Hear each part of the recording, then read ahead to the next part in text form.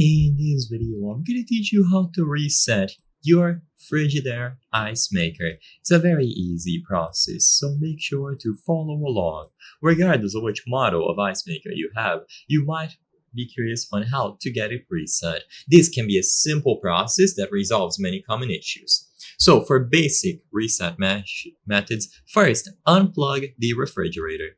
The simplest way to reset the ice maker is to perform a hard reset, so unplug it from the wall for at least 60 seconds. If you want to be extra safe, give it upwards of some minutes.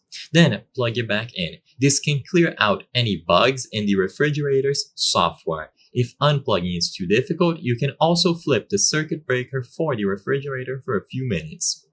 Next, use a reset button. Some of these portable or standalone ice makers have a dedicated reset button, either with two revolving arrows like this or a tiny button somewhere on the side or the back. So it might not be obvious right away, but they should have a reset button on the control panel. Press and hold it for at least 3 to 5 seconds. These might not be too common, but still it is an option.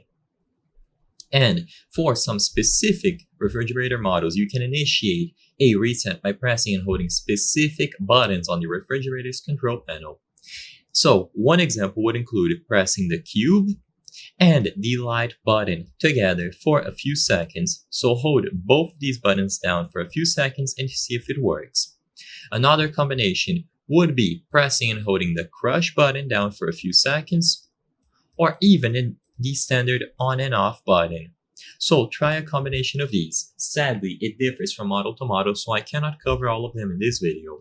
So one of these should be able to reset your ice maker. So I hope I was able to help you.